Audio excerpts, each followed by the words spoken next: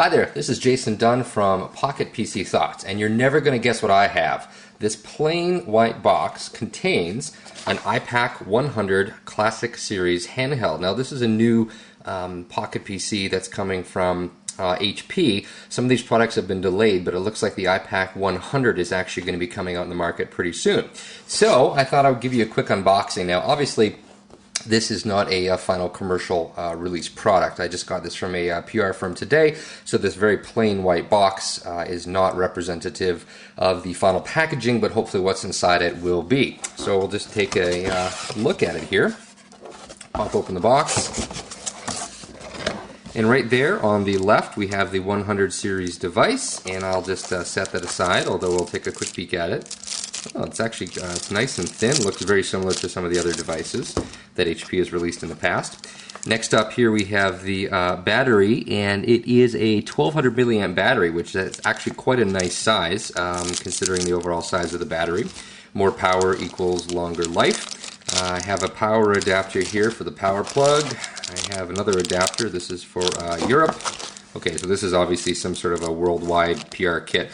When this product is sold in North America or wherever you happen to be in the world, you will of course probably only get one of those, although it would be nice if HP provided them all. We have a USB sync cable here, and then we have the actual AC adapter. Let's see if there's anything else hiding underneath here. No, there isn't. So we'll just set that aside for right now. And then now we'll take a look at the actual device. So I'll take it out of the plastic here. My first impressions is that it feels very, very light. So what I'm going to do here is actually just pop open the back. Take a look at what's inside here. Pretty plain. So this is just a Pocket PC device, or rather a Windows Mobile Classic device is actually the new terminology. So classic devices are not phones. They're what you would consider to be a traditional PDA. Might have Wi-Fi, might have Bluetooth, but there's actually no built-in phone functionality. So on the back here you'll see that there's actually, it's very, very plain. There's no space for a SIM card or anything like that. So I'm just going to go ahead, I'm just going to pop in the battery. We'll put the back on. It's actually got quite a nice finish. The back is kind of a rubberized finish that reminds me of the T-Mobile Dash, which I like quite a bit. And there actually you can see it is booting up. I'll take off the included screen protector. Down at the bottom here, it's interesting. It says that it's property of HP and it's not for resale. So sorry guys, I guess I won't be putting this up on eBay. This is a loader device that I have to give back, I think, within about 30 days or so. So the device continues to boot up here with the HP logo up top here. We have, I'm not actually sure what this thing up at the top is. It looks like it might actually be a light sensor, but I'm going to have to check that out.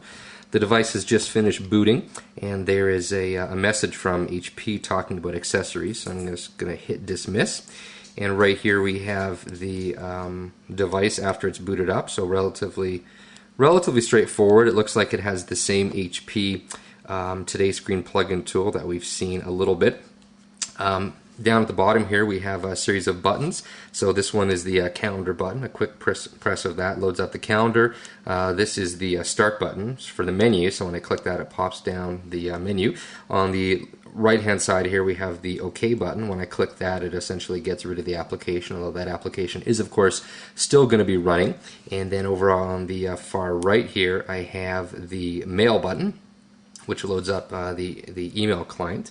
The stylus, actually we should just take a walk through all the different sides here. So up top we have a stylus on the left, and then right next to that we have a headphone jack, and it looks like a standard 3.5mm headphone jack. So kudos to HP for using a 3.5mm headphone jack. I really dislike it when devices use 2.5mm or some bizarre kind of USB plug. It makes it really irritating to use, so good job HP on that.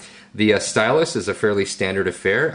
It's actually got a really nice length, unlike the HTC Touch and some of the other devices where you have to be 4 feet tall to have hands to use the stylus. So the stylus looks pretty good. Let's put that away for right now. On the right hand side here up at the top we have a power button. There's a button down here that looks like it's for recording. Yeah, so when I press that button you'll see the voice recorder actually pop up. I'll click OK to get rid of that.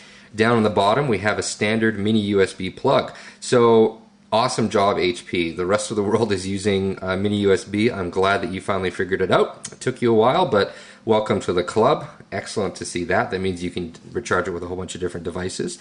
And then on the side here, we have an SD card slot, and I believe this is, yeah, so it's actually a standard SD. They didn't go with micro or mini SD. If you got the space on the device, SD is still the way to go. They're cheaper, they're bigger, and you generally can get better performance. If you have to use micro SD because your device is really small, you know, fair enough, but if you can use SD, all the better. Having trouble putting it back in. There we go. Now, in terms of the specifications on this device, I'll just rattle off a little bit here from the sheet. So this is a device that has 802.11b and G Wi-Fi with WPA security. It's got integrated Bluetooth 2.0. The CPU is a Marvel PXA310, which is running at 624 megahertz. It has 64 megs of memory and 256 megs of flash storage. Whoops, as I drop it. Well, the device is sturdy, so I guess that's good.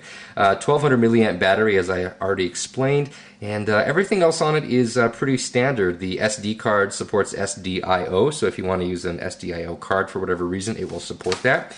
And I'm just going to quickly, from the home page here, I'm just going to go into the memory, and we'll just kind of see. So right out of the box, there's 197 megabytes worth of storage, and in use is 2 megabytes. Now that's a little bit interesting because, of course, it has it says it has 256 megabytes of flash ROM. So this is essentially user available storage, meaning that the other 50, 60 megabytes or so is actually being taken up by the operating system. But there's only 2 megs in use, so right out of the box, the user has near to 200 megabytes worth of storage, which is nice. Lots of room for programs. And then in terms of memory, it has there's 57.83 megabytes right after you boot up. 28.68 megabytes of that is in use, and there's 29 megs free. That's a little bit disappointing because, of course, this isn't a phone device. And by that I mean the phone devices typically have a lot of other applications running in the background, and so they would tend to use up, you know, 20 to 35 megabytes worth of storage. This thing's using up 28 megs of storage, and it's a regular PDA with really no kind of enhanced functionality. So I'll have to dig into that and see what I think. But overall, everything on it looks, you know, quite usable. It's really it's nice and snappy. Everything on it seems relatively quick. So this has been an unboxing for the HP 100 Series Classic Handheld. You can look for a full review, most likely a video review, coming up after I have used the device for a few weeks. So thanks for watching. Jason Dunn from Pocket PC Thoughts, and we'll talk to you later.